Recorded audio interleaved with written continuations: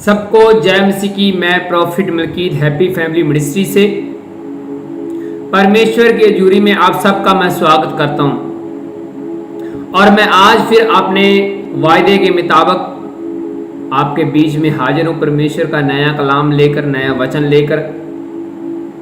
और मेरा विश्वास है कि आज का वचन सुनने के बाद आप जरूर बदल जाएंगे और परमेश्वर की बात को आप कट नहीं करेंगे। उसके बाद परमेश्वर की कोई भी चीज का इनकार नहीं करेंगे और परमेश्वर से ज्यादा बुद्धिमान नहीं बनेंगे आज के वचन सुनने के बाद। हालेलुया। और वचन शुरू करने से पहले हम रेगुलर की तरह छोटी सी प्रार्थना करेंगे। आइए हम प्रार्थना करें वचन के लिए। पवित्र आत्मा जी, मैं आपका दास आज के वचन के लिए प्रार्थना करता हूँ, और जितने भी जन आज का ये वचन सुने, इस वचन के द्वारा इनकी ज़िंदगी में बड़ा बदलाव आ जाए, और इस वचन के द्वारा ये 100 गुना फलों को लेकर आए, और ये फल हमेशा इनके ऊपर बने रहें। यीशु मसीह के सामर्थी नाम में मेरी प्रार्थना है, आमीन आमीन, हालेलुया। और आज का वचन बड़ा खास वचन है, बड़ा अद्भुत वचन है, और बड़े ध्यान से सुनना, पूरी बुद्धि खोल के सुनना कि कैसे आपको परमेश्वर की कही हुई बात से आगे नहीं जाना, या फिर परमेश्वर से ज़्यादा बुद्धिमान नहीं बनना। इसलिए ध्यान से आज का वचन सुनना है। और अगर आपके पास बाइबल है तो मेरे साथ आप प्लीज़ बाइबल को जरूर खोलें। और मैं ये जो बाइबल की किताब आज मैं पढ़ने जा रहा हूँ, गिनती उसकी 22 अध्याय, और उसके कुछ बीच बीच में वचन पढ़ूंगा मैं, और आप ही मेरे साथ अपनी बाइबल खोल सकते हैं। मैं फिर बोल रहा हूँ, मैं बाइबल की किताब गिनती 22 अध्याय उसकी स्टार्टिंग से पढ़ूंगा, कुछ बीच बीच में पढ़ूंगा, और मैं बताता चलूँ जाऊँगा, और आपको समझ आ जाएगी कि आज का परमेश्वर का कलाम आपको क्या कहता है। हालेलुया। और अभी मैं आपके सारे कमेंट भी थोड़े थोड़े से देख रहा हूँ। आप अभी वचन पे ध्यान दें, प्रार्थना बाद में आपके लिए करी जाएगी। और गिनती 22 उसकी स्टार्टिंग में पढ़ रहा हूँ। तब इस्राएलियों ने कूच करके यरीहो के पास, यरदन नदी के पास इस पार मोआब के अराबा में डेरा खड़ा किया। और स्पोरा के पुत्र बलाक ने देखा इसराइली एमोरियों से क्या क्या किया है, इसलिए मोआब ये जानकर इसराइली बहुत हैं, उन लोगों के अंदर अनंत डर गया, यहाँ तक कि मोआब इसराइलियों के कारण अनंत व्याकुल हुआ।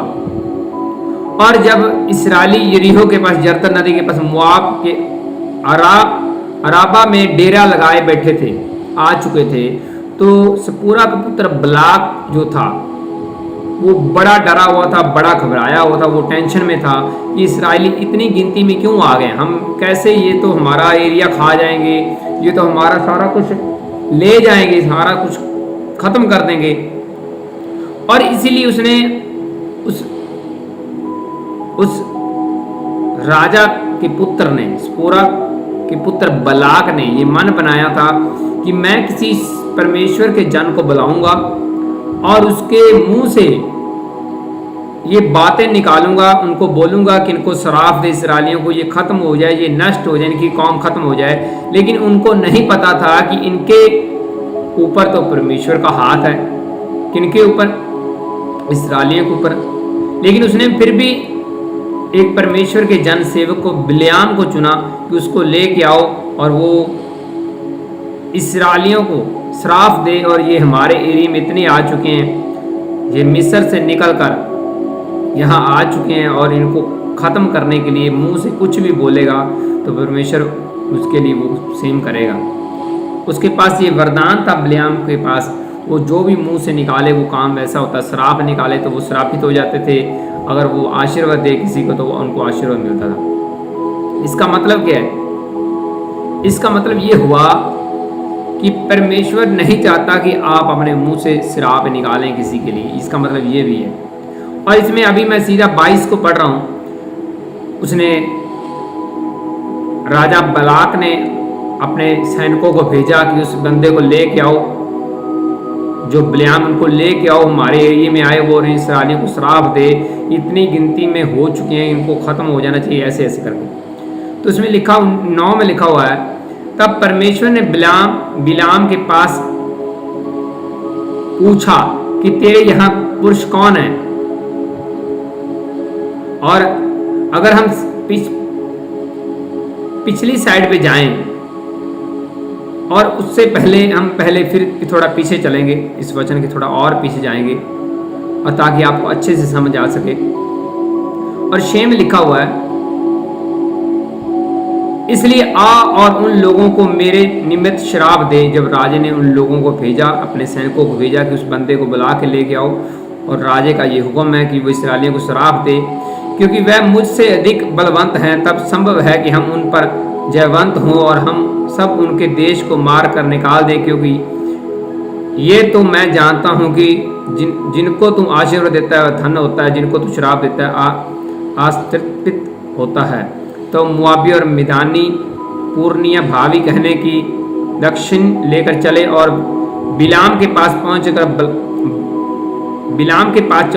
बलाक की बातें कह सुनाई कि राजे ने ये एक स्नेहा भेजा कि तुम हमारे एरिया में आओ और इस्राएलियों को श्राप दो। और ये वचन आपने पहले भी काफ़ी बार पढ़ा होगा, जो लगातार इस मिनिस्ट्री से जुड़े हुए हैं। उसने उनसे कहा कि आज रात को यहाँ टिको और जो बातें यहोवा मुझसे कहेगा उसी के अनुसार मैं तुमसे उत्तर दूंगा। तब मोआब के हाकिम बिलाम के यहाँ ठहरे और बिलाम ने बोला कि तुम मेरे पास रुको, मैं परमेश्वर की सहमति लेकर उनसे पूछ के परमिशन लेके फिर मैं आपके साथ चलूँगा। अगर परमेश्वर ने मुझे आज्ञा दी तो मैं आपके साथ चलूँगा। और इसका मतलब क्या है? इसका मतलब ये है कि आप सबको कोई भी बड़ा डिसीजन लेने से पहले, बड़ा काम करने से पहले परमेश्वर से आपको परमिशन लेनी चाहिए, फिर वो काम करना चाहिए। हो सकता है कि परमेश्वर आपको उत्तर ना दे, लेकिन आपका पूछना, प्रार्थनाएं करनी आपका फर्ज है। तो उसके बाद क्या हुआ? तब परमेश्वर ने बिलाम के पास आकर पूछा कि ये तेरे पुरुष कौन है?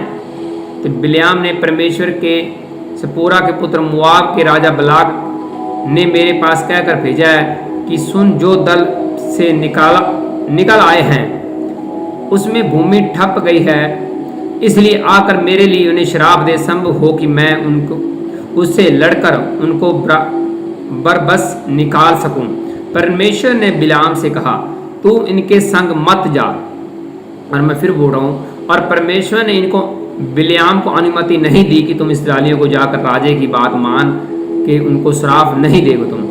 उसने बोला कि इनके साथ ना जाना और उन लोगों को श्राप नहीं देना, क्योंकि वह आशीष के भागी हो चुके हैं। मैं उनके साथ हूँ। तुम उन लोगों को आशीर्वाद दे सकते हो लेकिन श्राप नहीं दे सकते। तुम इन लोगों के पास नहीं जाओगे। भोर को बिलाम ने उठकर बलाक के हाकिमों से कहा, तुम अपने देश को चला जाओ, क्योंकि यहोवा तुम्हारे साथ जाने की आज्ञा नहीं देता। परमेश्वर की ये मर्जी नहीं है कि मैं आपके साथ जाऊं। तब मुआबी हाकिम चले गए और बलाक के पास जाकर कहा कि बिलाम ने हमारे साथ आने से मना किया है। और इस पर बलाक ने फिर हाकिम भेजे जो पहले से प्रतिष्ठ और गिनती में दिख थे। और फिर राजे ने और ज़्यादा हाई लेवल के जो बंदे थे उनको भेजा कि उनको ले के आओ, ऐसे नहीं काम चलने वाला। उन्होंने बिलाम के पास जाकर किसपोरा के पुत्र बलाक को कहा कि मेरे पास आने से किसी कारण ना कर, क्योंकि मैं निश्चित तेरी बड़ी प्रशंसा करूंगा और जो कुछ तुमसे कहे वही मैं करूंगा। इसलिए आ और उन लोगों को मेरे निश्चित श्राप दे। उसने बोला कि हम आपको काफ़ी कुछ गिफ्ट देंगे, हम आपको बहुत कुछ देंगे और तुम्हें आकर उनको श्राप देना चाहिए। बिलाम ने बलाक के कर्मचारियों को उत्तर दिया कि चाहे बलाक अपने घर से सोना चांदी भरकर मुझे दे दे, तब भी मैं परमेश्वर की आज्ञा का पलट नहीं सकता, उसे घटाकर व बढ़ाकर मानूं। इसलिए तब उन लोग आज रात को वहीं टिको रहो, ताकि मैं जान लूं कि यहोवा में से ये क्या कहता है। और परमेश्वर ने रात को बिलाम के पास आकर कहा कि यदि वे पुरुष तुझे बुलाने आए हैं तो उठकर उनके संग जा, परंतु जो बातें मैं तुमने कही उन्हीं के अनुसार करना। और तब बिलाम भोर उठकर अपनी गद्दी पर काठी बांधकर मुआबी हाकिमों के संग चल पड़ा। उनके जाने के कारण परमेश्वर का क्रोध भड़क उठा और यहोवा का दूत उनका विरोध करने के लिए मार्ग रोककर खड़ा हो गया। और देखिए उसने क्या किया। और सेकंड टाइम फिर वो दोबारा अगली रात फिर वो बोला कि मैं तो आपके साथ नहीं जाऊंगा, चाहे मेरे पास सोना चांदी कुछ भी दे दो, लेकिन मैं परमेश्वर का हुक्म कायदा कानून नहीं तोड़ूंगा। हालेलुया। और सेकंड रात फिर वो परमेश्वर के साथ प्रार्थना कर रहा है। परमेश्वर के उनसे सब बात हो चुकी है और परमेश्वर बोल रहा है कि अब तुम इनके साथ चला जा। लेकिन जैसे वो चला गया, अपने गधे के ऊपर काठी लगाकर बैठ के चला गया। और बाइबल बोलती है कि परमेश्वर का क्रोध भड़क उठा। 22 में लिखा हुआ है, परमेश्वर को अच्छा नहीं लगा, रास्ते में एक स्वर्गदूत परमेश्वर ने लगा दिया जो उसका सामना करने वाला था। हालेलुया। मैं फिर बोल रहा हूँ, 22 में लिखा, उसने जाने के कारण परमेश्वर का क्रोध भड़क उठा, परमेश्वर को गुस्सा आया और उसको अच्छा नहीं लगा। हालेलुया। पहली रात जब बिल्याम ने परमेश्वर के साथ बात हुई तो परमेश्वर ने मना किया, तुम इन लोगों इस्राएली लोगों को श्राप देने नहीं जाओगे, ये मेरा हुक्म है। और अगली रात फिर से सेम वही बातचीत हो रही कि मैं इनके साथ चला जाऊं। परमेश्वर जान चुका था इसके अंदर थोड़ा सा लालच जरूर है, ये जाना चाहता है, वह पैसे के लिए लालच के कारण जाना चाहता है। ये एक बार मैंने मना कर दिया कि ये काम तुमने नहीं करना, तो फिर ये दोबारा रिटर्न पूछने क्यों आया है? परमेश्वर को पता था कि ये जाना चाहता है, बार बार मेरे से पूछने आता है, तो परमेश्वर ने उनको अलाउ कर दिया कि जाओ, चले जाओ। परमेश्वर को पता चल चुका था कि ये परमेश्वर से भी ज़्यादा बुद्धिमान होने की कोशिश कर रहा है, ये हमसे भी ज़्यादा समझदारी दिखा रहा है। इसीलिए परमेश्वर ने बोला ठीक है, जाके देखो, चले जाओ।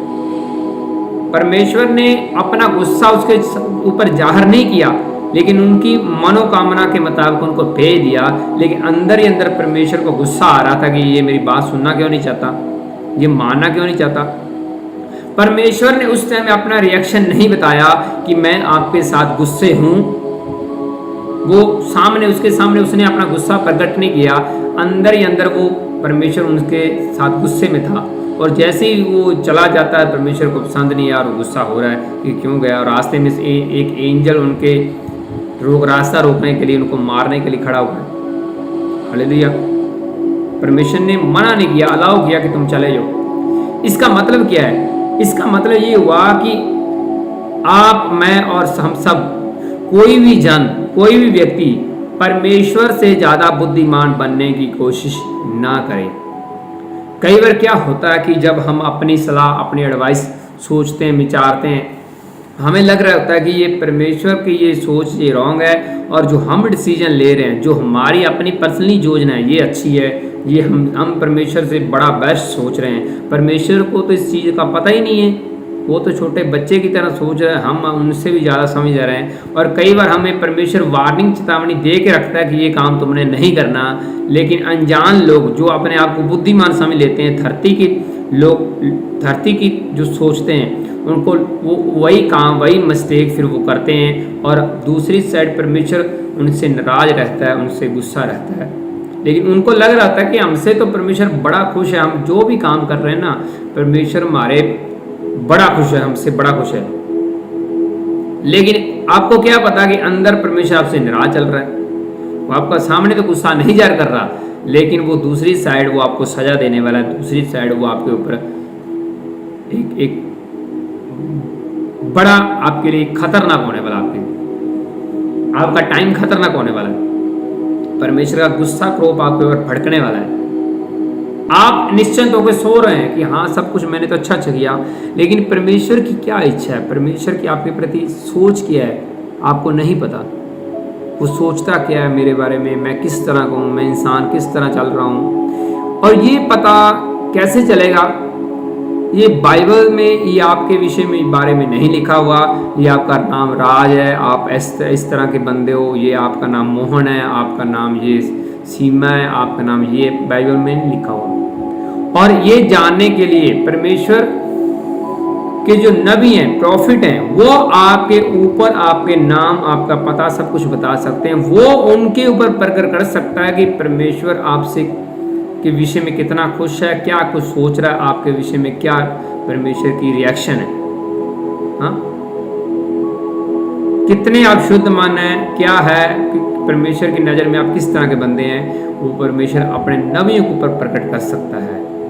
अगर आप ऐसे नबी के कनेक्शन में हैं जिनको परमेश्वर की आवाज़ सुनाई देती है और जो रियल प्रोफेसी करते हैं, मन घड़त प्रोफेसी नहीं या मनोरंजन वाली नहीं, जो रियल परमेश्वर की आवाज़ सही सुन के आपको सही टीचिंग, सही गाइडेंस, सही प्रोफेसी देते हैं, आप उनके अंडर रहें। हालेलुया। हम ये नहीं कह रहे कि हम दुनिया में अकेले पैदा हुए हैं, कि हमसे अच्छी कोई प्रोफेसी नहीं कर सकता, हमसे अधिक गुना कई और परमेश्वर के जन हैं। हाँ, धरती में आप कभी भी ये घमंड ना करना कि मैं बड़ा पैसे वाला हूँ। आपसे कई गुना ज़्यादा पैसे वाला कोई और बंदा होगा। आप ये कभी भी घमंड में ना रहना कि मैं बड़ा बुद्धिमान हूँ। आपसे कई गुना बुद्धिमान कोई और बंदा होगा। आप ये घमंड में ना रहना तो मैं तो बड़ा सुंदर दिखता हूँ। आपसे कई गुना सुंदर दिखने वाले और लोग हैं। हाँ, आप ये ना समझना कि मैं बाइबल का बड़ा टीचर हूँ, बड़ा ज्ञानवान हूँ। आपसे कई गुना ज़्यादा टीचिंग रखने वाले और भी हैं। हाँ, आप ये न सोचना कि सब बातों में मैं ज़्यादा धनवान हूँ। आपसे कई गुना धनवान और भी बड़े लोग हैं। हाँ, आप ये न सोचना कि परमेश्वर के साथ मेरी बड़ी बनती है। आपसे कई गुना और भी लोग हैं जो उनकी परमेश्वर के साथ ज़्यादा बनती है। आप ये न सोचना कि मेरे धरती के ऊपर तो कोई दुश्मन नहीं, सारे मित्र ही हैं। आपसे कई गुना और भी बंदे इंसान हैं जो आपसे कई गुना आगे हैं। इसलिए किसी बात का घमंड नहीं है। हालेलुया। और अगर आप ऐसा सोचते हैं, मैं सच बोल रहा हूँ, तो फिर आप इस तरह का अगर उल्ट सोचते हैं, जैसे मैंने बोला कि मैं तो बड़ा समझदार हूँ, मैं तो बड़ा पैसे वाला हूँ, मैं तो ये हूँ, तो फिर आप परमेश्वर से ज़्यादा बुद्धिमान बनने की कोशिश कर रहे हैं। आपने परमेश्वर को तो काफ़ी पीछे छोड़ दिया। जिस तरह बिलेआम एक रात तो पूछ रहा है और परमेश्वर ने मना किया, और दूसरी रात फिर सेकंड टाइम पूछने चला गया। परमेश्वर बोले चले जाओ, लेकिन परमेश्वर अंदर ही अंदर वो नाराज था, वो गुस्सा प्रकट नहीं कर रहा था, लेकिन वो पिछली साइड से वो उनके अंदर नाराज चल रहा था, उनसे खफा था कि ये क्यों ऐसी बात मानता क्यों नहीं। हालेलुया। इसलिए अपने आप को जांचने की कोशिश करें, अपने आप को चेक करें। बहुत से लोग धरती में रहते जरूर हैं, लेकिन वो एक बात हमेशा वो भूल जाते हैं कि आपको मौत भी आनी है। सबसे इंसान की सबसे बड़ी कमी ये है कि वो अपनी मौत को याद नहीं रखते। इंसान में सबसे ज़्यादा ये गलतफहमी में रहता है, वो हमेशा ये घमंड में रहता है कि मैंने नहीं मरना, मेरे दुश्मन मरेंगे, मैंने तो मरना ही नहीं है। इसी कारण वो अपनी मौत के बारे में कभी नहीं सोचते। और जो व्यक्ति हमेशा अपनी मौत को और परमेश्वर को याद रखता है, वो हमेशा बुरे काम करने से डरेगा, फालतू की बातों करने से डरेगा, छोटी बातें करने से हमेशा डरता रहेगा। और जो व्यक्ति प्रार्थनाएं करने वाला होगा, वो दूसरे लोगों से ईर्ष्या नहीं करता। ये मैं आपको सीक्रेट बता रहा हूँ। अगर आप प्रार्थना नहीं करते तो मैं सच बोल रहा हूँ, आप लोगों से जेलसी रखोगे, अपने आंड गुआंड जो लोग हुए उनसे आप नफरत रखोगे। लेकिन जैसे ही आप प्रार्थना में रहोगे, मैं ये गारंटी देता हूँ, दावे के साथ कहता हूँ, अगर आप प्रार्थनाएं करने वाले इंसान हैं तो आपके अंदर ये जेलसी वाला फल उत्पन्न नहीं होगा।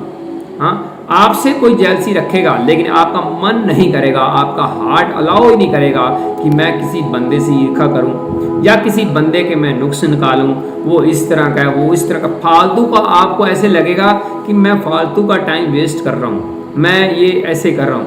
जो व्यक्ति प्रार्थनाएं करने वाला है, वो काफ़ी सारी चीज़ें बाकियों से अलग करता है। काफ़ी सारी चीज़ें, उसकी सोच अलग होती है, उसका सिस्टम अलग होता है, और वो बहुत सारी गतिविधियाँ हैं जो बाकियों से अलग करता है। वो बाकी लोगों से उनकी मैच नहीं होती। उनकी सोच, आत्मिक सोच बड़ी अलग होती है। वो अलग तरीके से हमेशा हर एक बातों को सोचता है। हालेलुया। और जो प्रार्थना नहीं जिसने करनी, वो अगर वो क्रिश्चियन है तो फिर ज़्यादातर जो प्रार्थना नहीं करने वाला होगा, वो दूसरे क्रिश्चियन लोगों की गलतियाँ निकालेगा। वो मुंह उठा के देखता रहेगा, मैं किसकी गलती निकालूं, किसके विषय में बोलूं, कौन सी बाइबल की मैं आयत खोलूं, किस बाइबल की आयत से इनसे बात करूं। वो हमेशा ये ढूंढता रहेगा कि मैं क्या करूं, क्योंकि उसके पास टाइम भी बहुत ज़्यादा फालतू होता है कमियाँ निकालने का। लेकिन जो प्रार्थनाएँ करने वाला है, उसके पास वो फालतू टाइम नहीं होता। हाँ, मैंने ऐसे लोग भी देखे हैं जैसे बहुत सा टाइम पार्टियों में ख़राब कर रहे हैं। बहुत से लोग अपने टाइम जो है बर्थडे पार्टियों में इधर उधर ख़राब कर रहे हैं, लेकिन जो कनेक्शन में परमेश्वर के, वो अपना टाइम ख़राब नहीं करना चाहते। वो फालतू में लोगों से ज़्यादा मिलते नहीं, फालतू से लोगों से बातें नहीं करते। हो सकता है कि आप बाकी लोगों के विचार आपसे कई गुना अच्छे हों, वो उनसे नहीं मिलते या उनको कुछ नहीं कहते। अपने पर्सनली उनके सबका अपना चलने का सिस्टम है। लेकिन मैं जो आज बात कर रहा हूँ अभी वचन के द्वारा, कि परमेश्वर से आगे ना निकलें, परमेश्वर से ज़्यादा बुद्धिमान ना बने, परमेश्वर की बात को इनकार ना करें। अगर परमेश्वर ने आपको कुछ बोला है तो आप उनसे बात को कट करके आगे निकलने की कोशिश ना करें। अगर आपने उसकी बात को कट किया, जब टाइम बीतेगा तो आपको पता चलेगा कि ये मैंने परमेश्वर की बात ना मान के अच्छा नहीं किया, मुझे माननी चाहिए थी। आज सब लोग मोबाइल फ़ोन पे, टीवी पे ये वचन सुन रहे हैं, अंदर हार्ट में ये श्रद्धा जाग रही है कि नहीं, अब तो मैं परमेश्वर से ज़्यादा बुद्धिमान नहीं बनूंगा, मैं ये करूँगा। जैसे पंजाबी में बोलते हैं कि मैं फट्टे चक दूंगा, भी मीन्स मैं देखा जी कितना हूँ चलता मैं। अभी आप ऐसा सोच रहे होंगे, लेकिन जैसे ही टाइम बीतेगा आप बाहर निकलोगे, अपने कमरों से, रूम से बाहर निकलोगे, ठंडी हवा लोगे, आपकी जुबान, आपकी भाषा, आपकी बॉडी लैंग्वेज फैमिली में जैसे एंटर होगे, आपका सारा सिस्टम फिर से वैसा होना शुरू हो जाएगा। ये वचनों की सप्लाई है, जो वचनों की गाइडेंस है, ये धीरे धीरे आपको भूलनी शुरू हो जाएगी। लेकिन अगर आप अलर्ट हैं तो अभी घुटने टेक के आप प्रार्थना करेंगे कि परमेश्वर, अब्राहम, इसहाक, याकूब के परमेश्वर, प्रभु यीशु मसीह, पवित्र आत्मा जी, हम आपसे ज़्यादा बुद्धिमान नहीं बनना चाहते, हम आपसे आगे नहीं निकलना। उनका असल क्वेश्चन की ये निशानी है कि अभी वो घुटने टेक के ये प्रेयर पॉइंट करेगा कि मैं आगे परमेश्वर से नहीं निकलना चाहता, उनसे ज़्यादा बुद्धिमान नहीं बनना चाहता। मैंने पहले भी बोला है कि अगर आप जिस बात को, परमेश्वर की बात को नहीं मानना चाहते तो फिर परमेश्वर के पास ना जाएं पूछने कि परमेश्वर मैं ये काम करूं या ना करूं। अगर आपने परमेश्वर के मुंह से निकाल लिया, उसने कोई आपको सलाह दे दी है, अगर आप उसकी बात को कट करते हैं, नहीं मानते हैं, तो फिर परमेश्वर को पसंद नहीं आएगा, उनको गुस्सा रहेगा कि एक तो मेरे से ये पूछने आया है और उल्टा मेरी ये बात नहीं मान रहा। हालेलुया। और इस विषय में हम एक और बाइबल की स्टोरी पढ़ेंगे, और जो इसमें यूना का जिक्र आता है, और उसने भी परमेश्वर की बात को कट किया, उसने परमेश्वर की बात को नहीं माना, उसने अपनी मर्जी करी। जो परमेश्वर ने भेजा था कि तुम इधर इधर नीनवे की चला जा, लेकिन उसने उसका वचन नहीं माना, तो उसको फिर वो प्रॉब्लम आई। और इस विषय में मैं यूना की किताब, उसका पहला अध्याय, उसे 1 से लेकर 5 तक पढ़ूंगा, और इसमें ध्यान से सुनना। यहोवा का ये वचन अमृत के पुत्र योना के पास पहुंचा, उठकर उस बड़े नगर नीनवे को जा और उसके विरुद्ध प्रचार कर, क्योंकि उसकी बुराई मेरी दृष्टि में बढ़ गई है। परंतु योना यहोवा के सन्मुख से ततीश के को भाग जाने के लिए उठा, और परमेश्वर का वचन योना को जैसे ही आया कि तुम नीनवे के चले जाओ, मेरा वचन उनको दे दो, मेरा मैसेज, मेरी प्रोफेसी उनको बता दो कि नीनवे के लोग बड़े बुरे हो चुके हैं, उनकी बुराई बढ़ चुकी है, मेरी दृष्टि में बहुत बुरे काम कर रहे हैं, इनको मैसेज दे दो कि अपने बुरे कामों से हट जाओ। परंतु जो योना था वो उल्टा उसकी बात को, परमेश्वर की बात को कट कर रहा है, वो इनकार कर रहा है। उसको लग रहा है कि मैं परमेश्वर से ज़्यादा बुद्धिमान हूँ, परमेश्वर मुझे भेज रहा है लेकिन मैंने तो नहीं जाना। उनको लग रहा है कि परमेश्वर का ये डिसीजन, परमेश्वर ने जो मुझे प्रोफेसी दी है सही नहीं करी, मैंने नहीं जाना, मैंने नहीं काम करना। और ये बड़ी बड़ी महा प्रॉब्लम है, जो इनकार करते हैं, जो परमेश्वर को समझते ही कुछ नहीं है, जैसे सारा कुछ मैं खुद ही हूँ। तो यही काम ये योना कर रहा था, वो उल्टा भाग रहा है, खुद भाग रहा है, वो मैसेज देना ही नहीं चाहता नीनवे के लोगों को, तो तीश को भाग जाने की तैयारी में है। और लिखा है यापो नगर को जाकर ततीश जाने वाले एक जहाज पाया और भाड़ा देकर उस पर चढ़ गया, उसके साथ होकर यहोवा के सम्मुख को तशीश को चला गया। तब यहोवा ने समुद्र की एक प्रचंड आंधी चलाई और समुद्र में बड़ी आंधी उठी, यहाँ तक कि जहाज टूटने पर था। तब मलाह लोग डरकर अपने अपने देवताओं को दुहाई देने लगे, और जहाज में जो व्यापार की सामग्री थी उन्होंने फेंकने लगे। जहाज हल्का हो गया, परंतु योना जहाज के निचले भाग में उतरकर सो गया और गहरी नींद में पड़ा हुआ था। तब आगे भी पढ़ेंगे हम। तब माछी उनके निकट आकर उसने कहने लगे कि तू भारी नींद में पड़ा है, क्या करता है? उठ, अपने देवता को दुहाई दे, संभव है कि परमेश्वर हमारी चिंता करे और हमारा नाश ना हो। तब उन्होंने आपस में कहा कि आओ हम चिट्ठियां डालकर जान ले कि विपत्ति किसके कारण पड़ी है। तब उन्होंने चिट्ठी डाली और चिट्ठी योना के नाम पर निकली। तब उन्होंने उनसे कहा, हमें बता कि किस कारण तू विपत्ति में पड़ी है, तेरा क्या है और तू कहाँ से आया है और तू किस देश और किस जाति का है। उन्होंने उनसे कहा कि मैं इब्री हूँ और स्वर्ग का परमेश्वर यहोवा जिसने जल स्थान दोनों को बनाया है उसी का भय मानता हूँ। तब निकट गए और उसने कहने लगे कि तूने ये क्या किया। वह जान गए थे कि यहोवा के सम्मुख ये भाग आया है, क्योंकि उसने आप ही उनको बता दिया।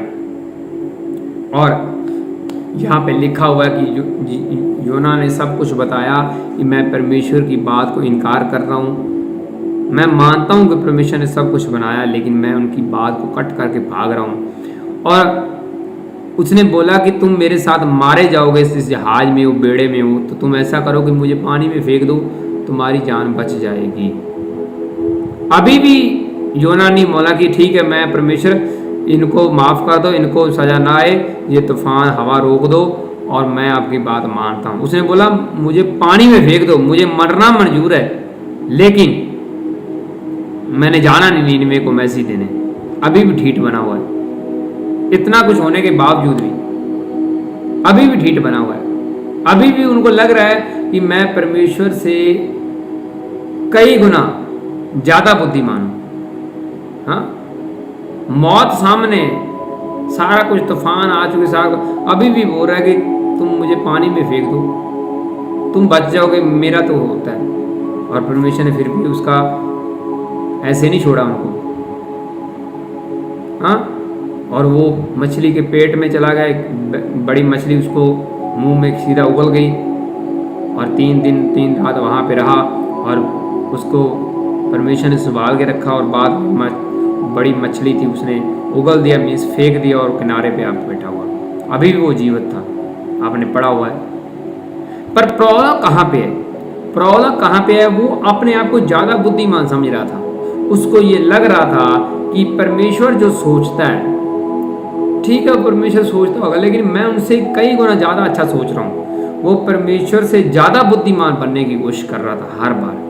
और परमेश्वर ने फिर दिखाया कि तुम बुद्धिमान नहीं हो, मैं बहुत कुछ कर सकता हूँ। फिर उनको लास्ट में फिर वही काम करना पड़ा जो परमेश्वर ने सोचा हुआ था, वही प्रोफेसी उनको देनी ही पड़ी नीनवे के लोगों को। और लोगों ने वो पाप मान लिए और परमेश्वर ने उनको माफ़ कर दिया। और परमेश्वर का जो लोगों के प्रति प्यार था वो सेम बना रहा और उन्होंने अपनी गलती को स्वीकार किया नीनवे के लोग। लेकिन पहले योना क्या सोच रहा था योना कि नहीं नहीं मरने दो, हमें कोई प्रॉब्लम नहीं, हमें क्यों, हम उनको प्रोफेसी देने क्यों जाएं। हाँ, लेकिन बाद में परमेश्वर ने उनको बचा लिया जैसे उन्होंने पाप को मान लिया, स्वीकार कर लिया।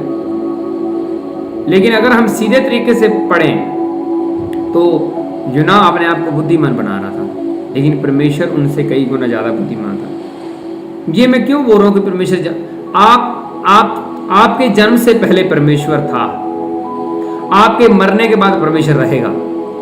तो फिर आपका बीच में कितना को टाइम है? 100 साल, 120 साल, बस आपका इतना टाइम है। लेकिन परमेश्वर तो आपसे धरती से इंसान पैदा करने से पहले का है और धरती की इंसानियत खत्म होने के बाद भी रहेगा। तो फिर आपकी बुद्धि उसकी बुद्धि के सामने कभी मैच नहीं कर सकती कि जैसे भी आप उनके अधिक समझदार, अधिक बुद्धिमान कभी नहीं बन सकते। इसलिए परमेश्वर की बात को कट ना करें। हाँ, ये अलर्ट, ये ध्यान रखें कि ये बात जो हो रही है वो आपको परमेश्वर बता रहा है या धरती के ऊपर वो गिरा हुआ स्वर्ग लूसीफर, इब्लिस, शैतान बता रहा है। ये आपने ध्यान रखना है। ये ना हो कि आप परमेश्वर की जो कॉपी कर रहे हैं शैतान, उसकी बातों में आ जाएं और बाद में आप कहीं मुसीबत में फंस जाएं और बाद में पता चले नहीं ये तो परमेश्वर ने तो बोला ही नहीं था। हाँ, परमेश्वर का तो ये मैसेज ही नहीं था। हाँ, इसलिए गाइडेंस होना बहुत ज़रूरी है। इसलिए सब बातों में अलर्ट रहें। हाँ, जैसे अब्राहम की स्टोरी को हम पढ़ते हैं तो अब्राहम ने कभी भी परमेश्वर से ज़्यादा बुद्धिमान बनने की कोशिश नहीं की। जैसे उसके कई सालों बाद बेटा उत्पन्न हुआ, परमेश्वर ने बोला कि ये मुझे वापस कर दो, मीन्स ये इसको बलि कर दो, लेकिन उसने हाँ ही करी। उसने परमेश्वर को समझाने की कोशिश नहीं कर दी कि नहीं परमेश्वर ऐसा कैसा हो सकता है, नहीं परमेश्वर इतने सालों बाद औलाद हुई, तुम वापस क्यों मांग रहे हो, तुम इसको मारने की कोशिश क्यों कर रहे हो, तुम बलि करने की कोशिश क्यों कर रहे हो, तुम परमेश्वर समझदार बनो, तुम्हें इतना समझ होनी चाहिए, मेरा इतने सालों बाद बच्चा वापस ले रहे हो, तुम गलत कर रहे हो। हाँ, अब्राहम ने ऐसा नहीं किया। लेकिन बाद में जैसे ही वो आगे बात निकली, टाइम व्यतीत हुआ, तो वो रिजल्ट आपको पता ही बाइबल में क्या लिखा, उसका बच्चा होम बलि नहीं किया गया, परमेश्वर के एंजल ने उनको बचा लिया था। लोग घबराते कब हैं, लोग कंफ्यूजिंग में कब होते हैं, जब वो जल्दी में करते हैं, परमेश्वर का पूरा रिएक्शन नहीं देख पाते, आधी दूरी बात सुन के आधा मैसेज लेके वो हबड़ा थबड़ी में जा देते हैं कि मुझे पता चल गया, मुझे सारा कुछ पता है, मैं ये हूँ, मैं हूँ। पूरी परमेश्वर की टाइम की वेट नहीं करते और जल्दी घबरा जाते हैं, डर जाते हैं और उल्टे सीधे काम करने लग जाते हैं। हाँ, और इसीलिए वो फिर फेलियर रहते हैं। जैसे हम बाइबल में यूसुफ की स्टोरी पढ़ते हैं, उसको परमेश्वर ने छोटे होते दर्शन दिखा दिया था कि तुम बड़े राजा बनोगे और तुम्हारे घराने के ये ब्रदर हैं, जितने भी भाई हैं, वो आपके सामने झुकेंगे, वो आपको दंडवत करेंगे, आपके सामने झुकेंगे। लेकिन वो घबराया नहीं, उसको जेल होने के बावजूद भी उसने परमेश्वर को ये ऐसा कभी नहीं बोला कि परमेश्वर तुम तो बड़े बड़े मुझे दर्शन दिखा रहे थे। हाँ, उसने परमेश्वर से ज़्यादा बुद्धिमान बनने की कोशिश नहीं करी, लेकिन वो टाइम की उड़ीक कर रहा था। उसको पता था कि परमेश्वर ने मेरे साथ बात की है, वो प्रोफेसी, वो दर्शन फुलफिल्ड होगा ही होगा। वो टाइम के इंतजार कर रहा था। आपकी जगह जो कोई होता तो उसने जल्दी घबरा जाना था, उसने पाप कर लेना था, उसने गलती कर देनी थी। लेकिन यूसुफ ने ऐसा नहीं किया, वो टाइम की वेट करता रहा। और आप बाइबल पढ़ के देख लो, और बाद में वो राजा बना, उसको अच्छा सब मिला, लेकिन वो टाइम की वेट कर रहा था। और जो व्यक्ति टाइम की वेट नहीं करता, वो परमेश्वर से ज़्यादा बुद्धिमान बनने की हमेशा कोशिश करता है। उसको लग रहा होता है कि मैं यहाँ पे गलत नहीं हूँ, मैं यहाँ पे नहीं हूँ, ये मैन ऑफ गॉड गलत है, ये वचन गलत है। ये उन वचनों का सहारा लेने की कोशिश करने लग जाते हैं जो उनके हक में बोलते हैं। दूसरे वचनों के छोड़ के वही वचन उनको बड़े याद आते हैं कि ये मेरे विषय में लिखा हुआ है, ये परमेश्वर मेरे साथ साथ है। या ऐसे क्रिश्चियन सॉन्ग लगा के अपने आप को तसल्ली देना कि तुम्हें डरने की ज़रूरत नहीं है, परमेश्वर तुम्हारे साथ है। हाँ, परमेश्वर आपके साथ ना भी हो, लेकिन वो सॉन्ग सुन सुन के तसल्ली देने की कोशिश करते हैं। उनको आत्मा को महसूस होने लगता है कि मैं तो सही हूँ, ये तो सॉन्ग चल रहा है पीछे कि यीशु मेरे साथ है, मुझे डरने की मुझे डर नहीं है किसी वैरियों का। जो सॉन्ग सुनने का अपने आत्मा को तसल्ली देते हैं। हाँ, लेकिन अंदर ही उनको पता है, अंदर ही पता है हम कुछ न कुछ गलत कर रहे हैं, लेकिन तसल्ली देने के लिए कभी वो सॉन्ग का सहारा लेंगे, कभी वचन वो याद आएंगे कि मैं तुम्हें माफ़ कर चुका हूँ, मैंने तुम्हें साफ कर दिया, वो वचन ज़्यादातर याद आएंगे। लेकिन जो अलर्ट हैं वो हमेशा परमेश्वर की गहराई की जो बात, असल बात है, उसको जानेंगे, जांचेंगे, पड़तालेंगे, जल्दी भी उत्तर नहीं देंगे कि ये ऐसे हो जाना चाहिए, इसको ऐसा कर देना चाहिए, परमेश्वर को ये समझ नहीं है, वगैरह वगैरह। जिस तरह हम और भी बाइबल की जैसे किताबें हैं, उसके विषय में जब हम पढ़ते हैं ना, दूसरा अय्यूब की स्टोरी पढ़ते हैं, तो उसके जो फ्रेंड थे वो परमेश्वर के विषय में काफ़ी अपने ज्ञान झाड़ रहे थे कि परमेश्वर इस तरह बारिश करता है, परमेश्वर इस तरह ये करता है, इस तरह का। परमेश्वर को उनका वो ज्ञान अच्छा नहीं लगा, क्योंकि वो टीचिंग वो गलत बता रहे थे, गलत सुना रहे थे। इसलिए अलर्ट रहें। आपके मरने से पहले वो थे, आपके मरने के बाद वो रहेंगे, तो फिर आप कैसे बुद्धिमान हुए? नहीं हुए। आपसे कई गुना ज़्यादा वो बुद्धिमान हैं। हाँ, जैसे बुजुर्ग बोलते हैं ना बच्चों को, तुम तो कल के जन्मे बच्चे हो, हमने दुनिया देखी है, हम आपसे बड़े हैं, हमें सब कुछ पता है कि हमें क्या करना है। आपके बड़े बुजुर्ग कभी न कभी आपने सुना ही होगा, उनके मुंह से आपको डांटते हैं, आपको बोलते हैं कि हमने दुनिया देखी है, तुम तो कल के जन्मे बच्चे, तुम्हें क्या पता है। उसी तरह परमेश्वर आपके बाप दादों से भी उनके जन्म से पहले है। हजारों लाखों करोड़ों साल का पहले है परमेश्वर, और उनके खत्म होने के बाद भी रहेगा, आपके खत्म होने के बाद रहेगा, है और रहेगा। शुरुआत, धरती की शुरुआत से पहले था वो। सब कुछ खत्म होने के बाद भी रहेगा वो। तो फिर कौन ज़्यादा बुद्धिमान हुआ, किसको ज़्यादा समझे? परमेश्वर को। तो फिर आप कुछ सालों में 120 साल मान लो आपकी एज है, तो आप परमेश्वर से कैसे बुद्धिमान ज़्यादा हो सकते हैं? कैसे उनसे ज़्यादा आगे निकल सकते हैं कि मैं परमेश्वर से ज़्यादा बुद्धिमान हूँ? इसलिए अगर आपके आसपास कोई अभी वचन सुन रहा है, बैठा हुआ है, अगर इस वचन को एक्सेप्ट करता है, तो परमेश्वर से ज़्यादा बुद्धिमान ना बने। ये आज का वचन है। और ये पवित्र आत्मा ने मुझे थोड़े दिन पहले वचन दिया है कि अपने लोगों को ये वचन आपने जरूर शेयर करना है। और मेरा विश्वास है कि आज का वचन सुनने के बाद आप जरूर बदल जाएंगे और वही बुद्धि चलाएंगे जहां आपको पता है कि परमेश्वर इसके साथ सहमत है। परमेश्वर से आगे, उनके बुद्धि से आगे निकलने की कोशिश नहीं करेंगे, अपने आप को बुद्धिमान नहीं बनाएंगे।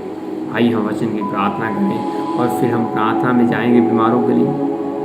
पवित्र आत्मा जी, मैं आपका दास इन वचनों के लिए प्रार्थना करता हूँ।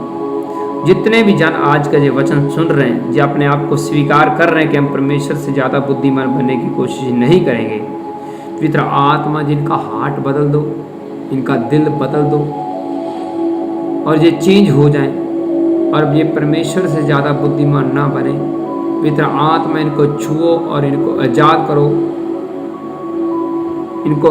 करो, जो शैतान इनके मन में डालता है कि आप बुद्धिमान हो।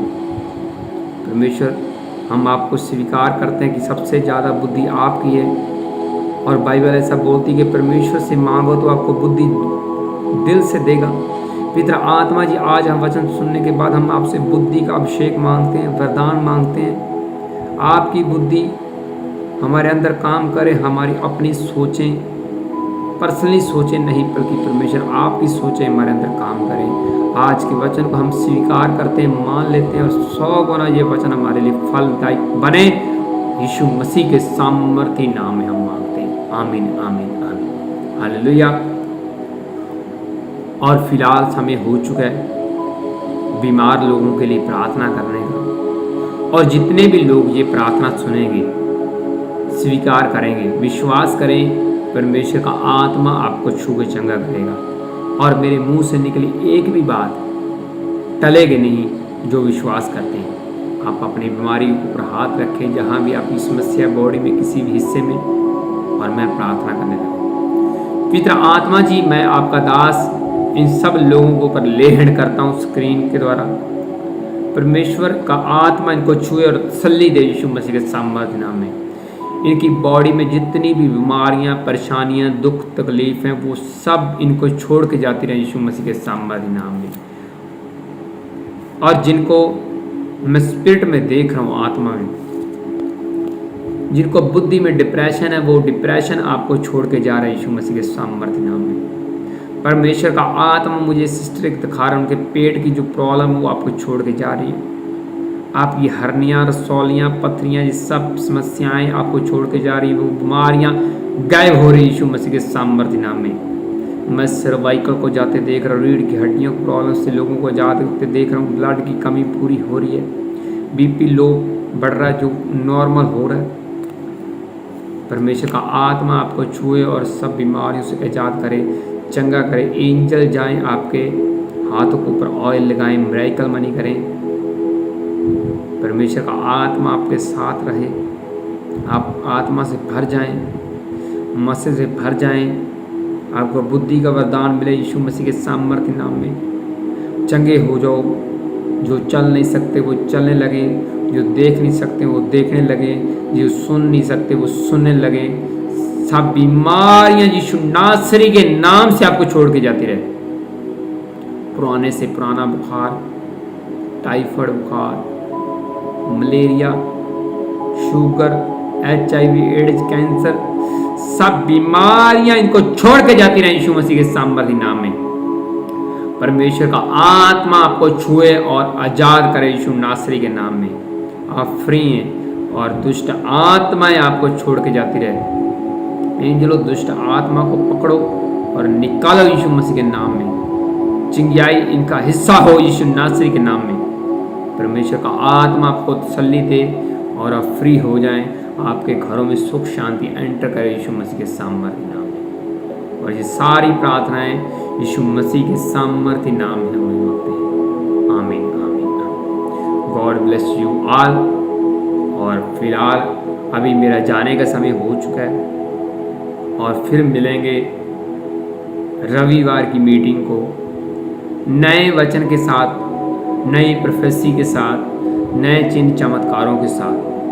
तब तक आप सभी को जय मसीह की। God bless you. Bye bye. Take care.